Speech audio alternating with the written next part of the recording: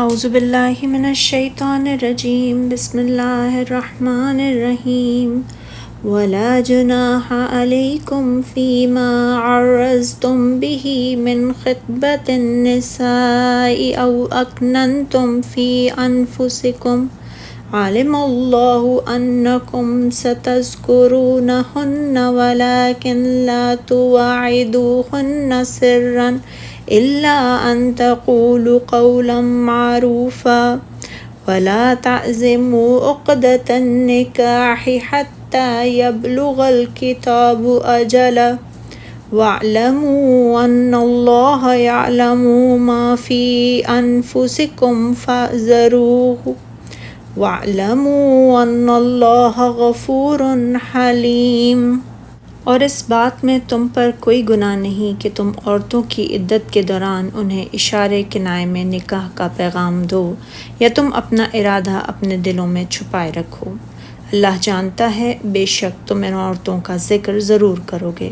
لیکن ان سے نکاح کا خفیہ وعدہ نہ کرو مگر یہی کہ دستور کے مطابق بات کہو اور عقد نکاح کا پختہ ارادہ مت کرو یہاں تک کہ عدت پوری ہو جائے، اور جان لو بے شک اللہ جانتا ہے جو کچھ تمہارے دلوں میں ہے، بس تم اس سے ڈرو اور جان لو کہ بے شک اللہ بہت بخشنے والا نہایت بردبار ہے۔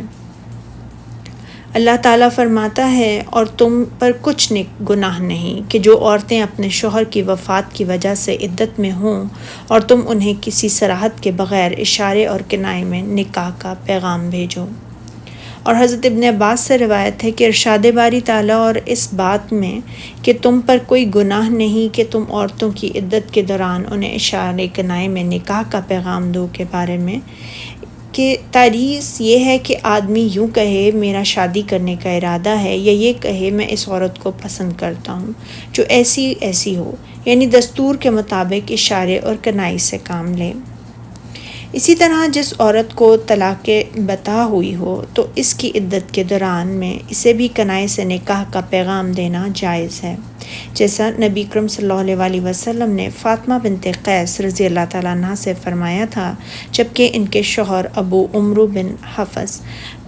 رضی اللہ تعالیٰ عنہ انہیں آخری تیسری طلاق بھی دے دی تھی، تو آپ نے انہیں حکم دیا کہ وہ ابن ام مکتوم کے گھر میں عدت گزاریں، اور فرمایا جب تمہاری عدت پوری ہو جائے تو مجھے بتا دینا۔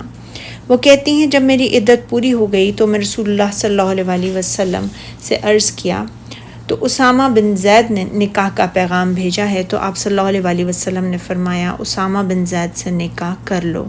اور جس عورت کو رجعی طلاق ہوئی ہو تو اس کے بارے میں کوئی اختلاف نہیں کہ اس کی عدت کے دوران میں اس کے شوہر کے علاوہ کسی اور کے لیے صراحت یا کنائے سے پیغام نکاح بھیجنا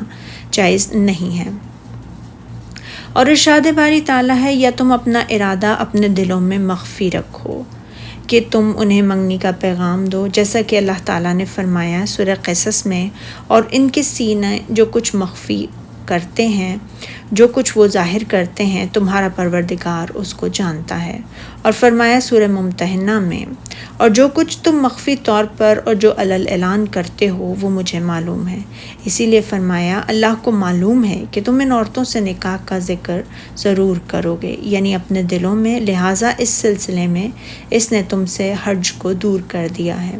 پھر فرمایا لیکن ایام عدت میں پوشیدہ طور پر ان سے قول و قرار نہ کرنا، اور فرمایا کہ مگر یہی کہ دستور کے مطابق کوئی بات کہہ دو کہ اور جب تک عدت پوری نہ ہو جائے نکاح کا پختہ ارادہ نہ کرو، یعنی عدت پوری ہونے تک نکاح نہ کرو۔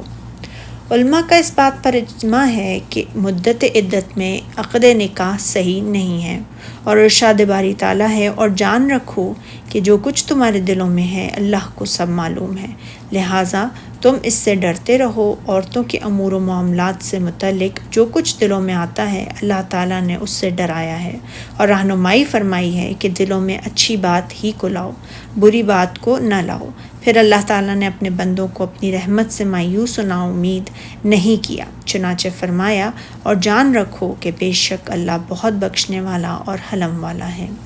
صدق اللہ العظیم۔